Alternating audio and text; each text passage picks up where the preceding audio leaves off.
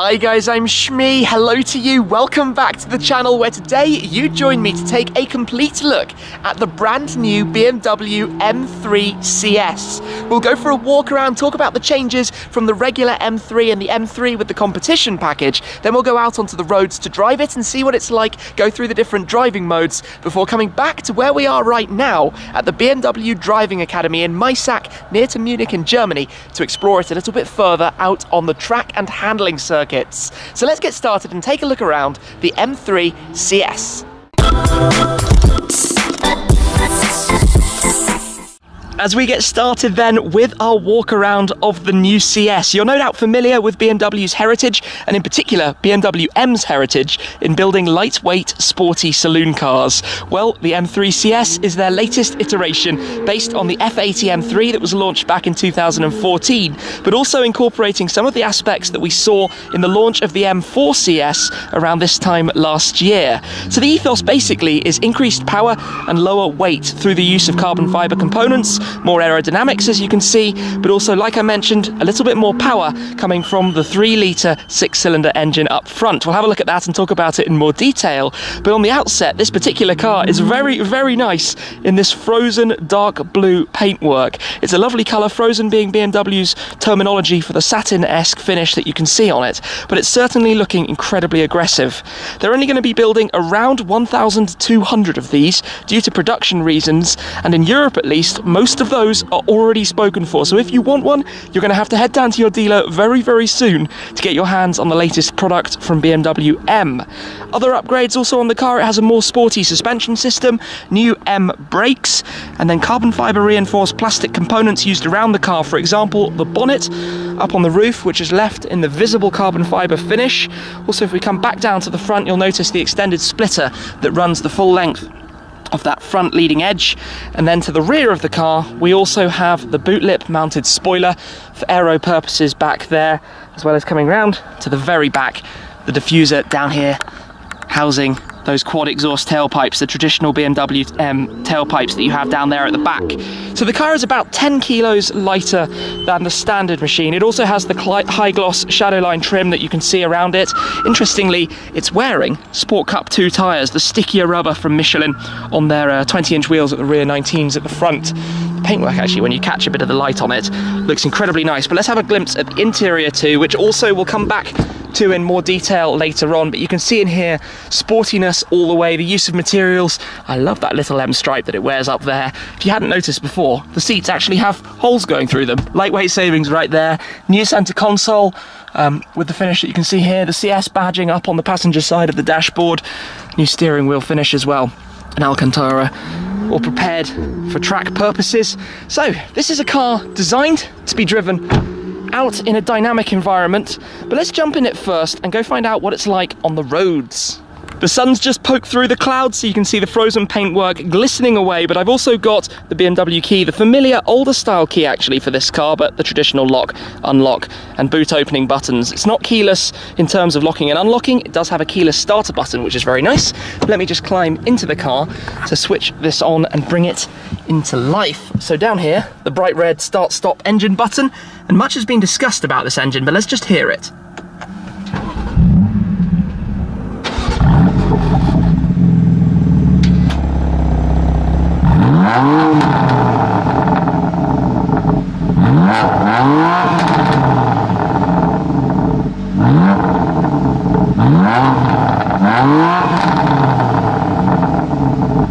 That engine sound is a particular talking point. Some people love it, some people hate it. What I can tell you about it is that it's very distinct. You know that it's the engine from an M3, an M4, and now also going into the M2 competition. However, we're sat in here, we've got the 7-speed M DCT, we also have M adaptive suspension, we've got M Servotronic steering, we have a number of different upgrades, and up front, we have a 460 horsepower 3-litre straight 6. So let's put it into gear, handbrake off, and head out onto the roads to discover what this car is like. We're starting off actually in the configuration that it has in front of me, so automatic on the gearbox, but in the softer of its 3 individual modes. We have efficient for the powertrain engine response side of things, sport for the suspension, sport for the steering, and you can customize this to your heart's content. You can change just about everything in this car to individually set it up, and even when you have set it up, you have the hot M1 and M2 buttons mounted on the steering wheel to save your pre-configured preferences. They're ready straight away for the push. So you can also have them doing the traction control through its various stages,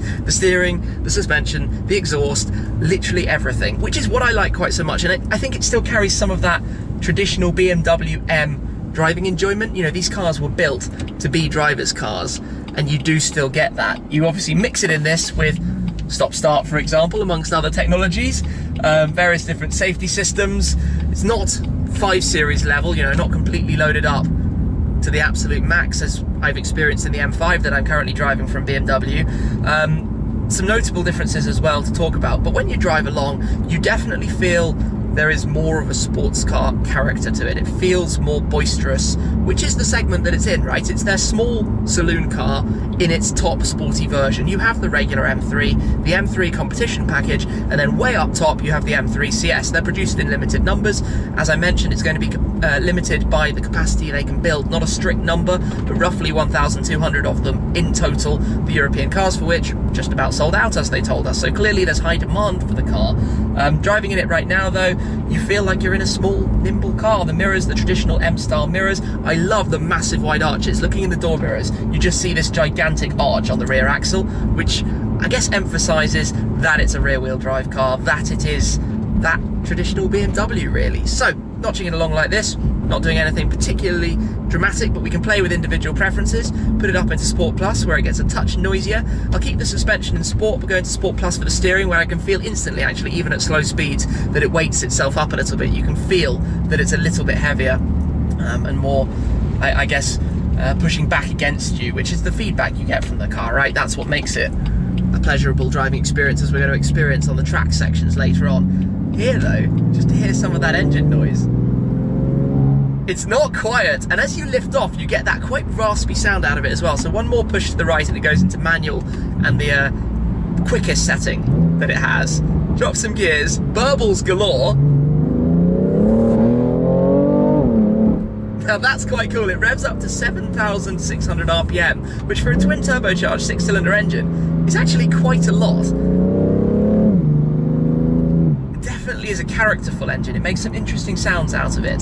The thing that I'm struggling with though is you have to think what this price tag, what territory that puts you into. That's almost baby supercar money, and this is their small saloon car, the smallest of the lineup. Now that definitely twists me slightly. Oh, gonna have to wait for this truck, unfortunately. Oh, hopefully we'll get a clear run. I'm gonna head out onto the Autobahn for a moment, although it's definitely a pretty busy day today. Pulls away with a bit of a jump, a bit of a let's get up and go, let's go out and drive. But that's what this thing is for, right? You're not going to buy this unless you're a driving enthusiast, unless you want a car that is there and ready for you to take it. And I'm actually quite intrigued to see what it's going to be like when we do get to stretch the legs more. Even just doing this is fun. I've got something sliding around in the door pocket though, so please excuse me for that. So let's get away from the trucks, go find somewhere we can stretch it further. Here we go then. So the settings are all as they were. It does look quite busy with trucks today, so you've got to watch out, but we should get an opportunity to put the foot down a little bit and see what this car has to offer. So out we go then, and foot down, away we go. Do you know what? Oh, the nice kick on upshifts definitely gives you a proper sensation, almost an inertia kind of push forwards, a propulsion ahead of you. So don't get to go too fast. Have to think a little bit about the power, because really at this price point, do you want the car to be a little bit faster? I know this is at the top end of what this engine is actually capable with, and I believe it's the fastest mainstream, or the most powerful mainstream production 3 Series that BMW have made. There was the M3 GTS of the E92 generation, but that wasn't a main production car. That was a special series, a limited edition version, so to say. Although maybe that's what you can call this as well. I'm not sure where 1,200 cars really puts it in that end of the spectrum. If we just sort of back off a little bit though, just to experience the pull of the power a touch more on a slightly more open stretch. There's nobody behind me, just a line of cars on front, unfortunately, into third gear, just to go up towards the red line, where the shift lights come alive on the dashboard, giving you a wonderful, actually, graphic. It's quite old school, but perfect, up towards 200, so 100 to 200 kilometers an hour or so. Decent pull, rear-wheel drive, Sport Cup 2 tyres. If the weather was bad, you definitely want to be aware of that, aware of what's going on. It feels quite firm, not uncomfortably so, but I suppose exactly where they're trying to position it.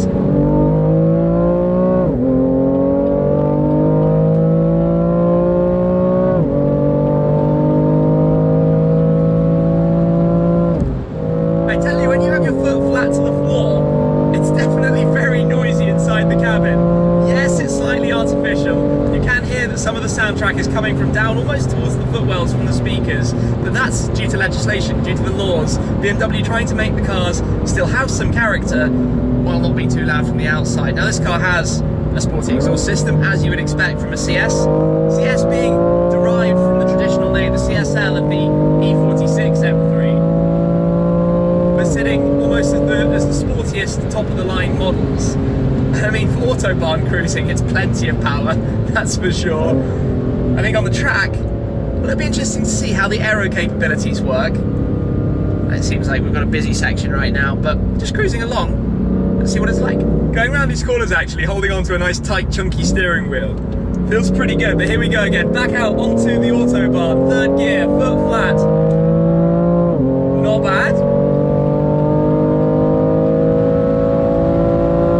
This is what I love about Germany. Up to 200 kilometers an hour straight away, 210, 220, 230. Back off a moment. Yeah, we've gone up to 245 and back onto the brakes for some cars in front of us. The general traffic's cruising at 200 or so. So it gets up to that speed fairly effortlessly. The sound is nice. The gear shift, well, set up like this, is certainly quite a push. You could actually toggle it down with the button just beneath the gear lever down into the softer setting. And just to experience actually what that's like shifting up.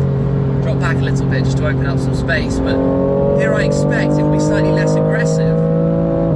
Yeah, completely smooth. That's the thing with these gearboxes. They can be configured to be exactly how you want. So the third mode is very sporty, perhaps too much so for driving on the road like this. The bottom mode is maybe a bit soft. Presumably the one in the middle is exactly where you'd want to have it. Let's see if we get another stretch. Top speed, by the way, is 280 kilometers per hour, electronically limited.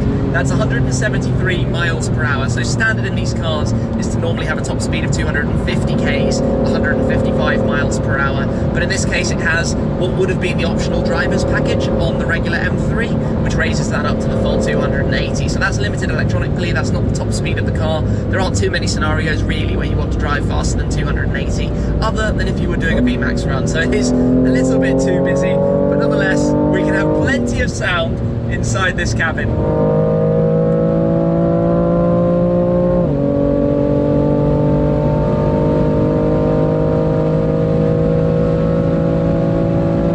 Up and away, it's very sure of itself at speed.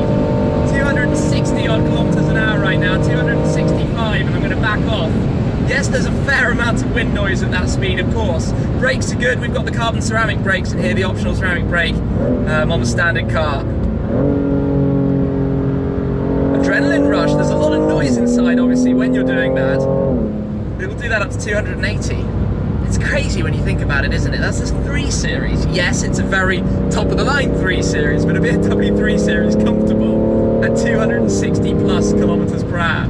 Back at the driving academy, and we're going to be going out on track any moment now, but let me quickly run round and show you inside the engine bay of this car. So we've got a nice M footrest. If I pop open the engine bay, we can come and have a quick look at this just very quickly here before we head out, and you'll see the carbon fibre reinforced plastic of this, a very light bonnet that lifts up, but the raw materials that you have right under there. So this, the 3-litre straight 6, twin scroll turbochargers, twin power as they call it, so a bi-turbo engine making 460 horsepower, and it's 600 newton meters of torque in the CS. It's 550 newton meters in the regular M3 and the M3 competition, 450 horsepower in the competition, 425 horsepower, 420 horsepower or so in the regular M3, so a little improvements on that side, also more torque, and mounted underneath the very nice carbon fibre strut brace that it wears as well. But let's jump in. It is time to go straight out onto this drive, surrounded here by plenty of the cars, and enjoy it on the track.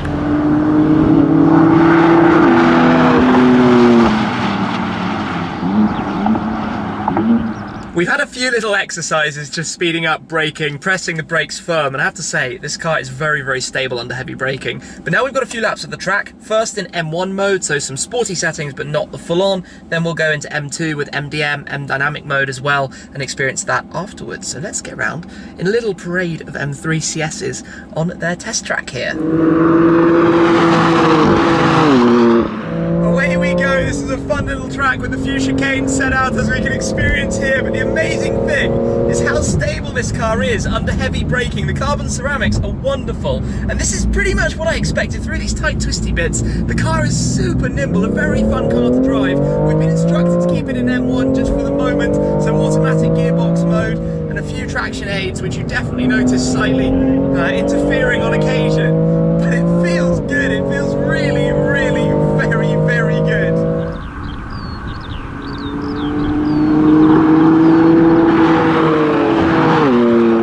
Just on a small cool down, I've noticed that the gearbox sometimes doesn't go quite as low as you want it to, so a push to the right goes into manual mode. If we press M2 though, press it twice just to confirm because we're lowering the state of traction, now we get to explore a little bit further and stretch the car and see what it's capable of.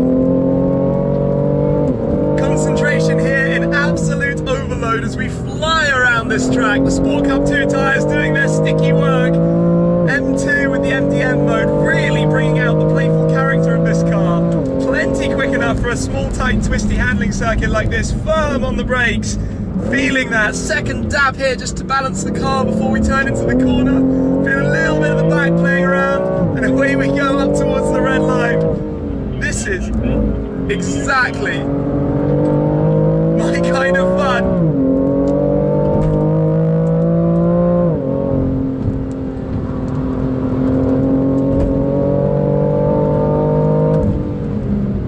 That was hilarious fun, to be honest. Concentration in overdrive, but it's a very welcoming car. You jump in and just feel like you can really push that without too much work, and that's very rewarding when you're at the wheel. It's quite interesting to hear the cars blasting around from the outside because they're not actually all that loud. It makes you realise that a good chunk of the sound is being funneled in through the speakers because as they fly by, yes, there's a nice raspy six-cylinder engine note, a traditional kind of sound, but there's not that much of it, even though it sounded so loud when we were inside the cars earlier. Quite intriguing to watch though. Looks awesome as they come past the blue cars here. The downshifts are always good as well. And those burbles on the overrun, those are definitely very nice.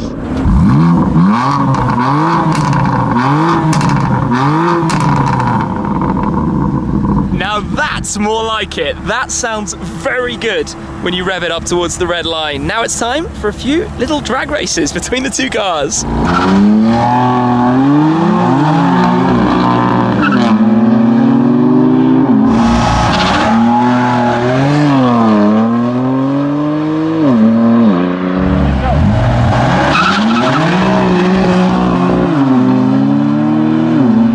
There is a little learning curve to get it right. The M3 CS has two different modes, the launch control and also the slightly burnout mode that we've also witnessed. Awesome to see and hear with the cars, the way that it shifts between gears and still leaves rubber down on the tarmac. And I think it's probably nearly time to head over and take a proper look around the inside of the M3 CS. With the noise of cars blasting around the track in the background, let's take a look around, go for a proper walk around of the car and talk about some other tidbits of information about the M3 CS. And let's start with BMW M in general, who in 2017 sold over 80,000 cars, up about 20% from the previous year.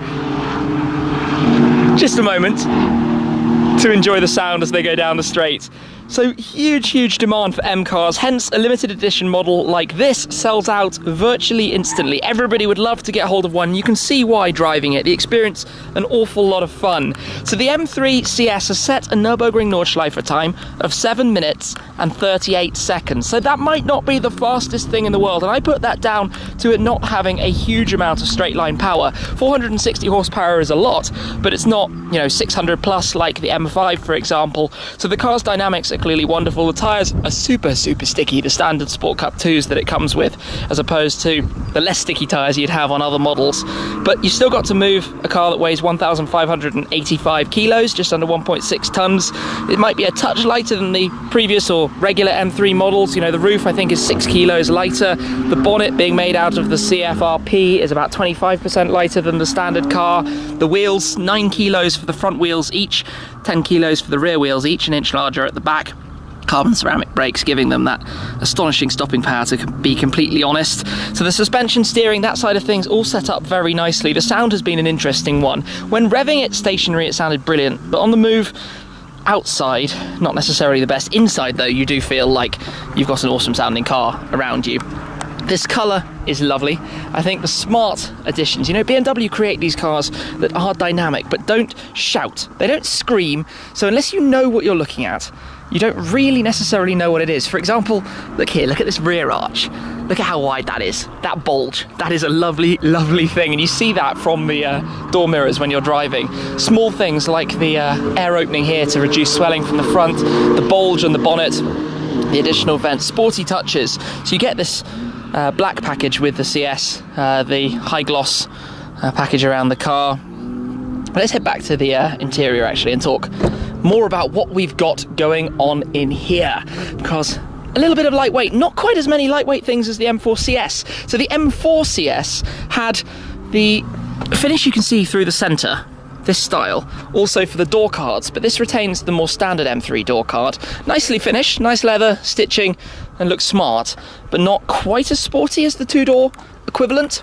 The seats I think are very smart. This bit through here is strange, takes some getting used to, but hey, weight savings, hey, by getting rid of that small area. The M3 badging here in the centre is very smart, along with that stripe that I mentioned earlier. If we take a step back into the car, actually, just quickly before I do, the seats are manual, so you can see the movements here. There is one electronic part, which I believe is maybe the under leg bolster, but the other parts are all manual. M seat belts, nice touch as well. Take a step inside the car. I'm actually going to start it up because it's very hot and I could do with some air conditioning blowing at me. So coming over to the door, let's start here.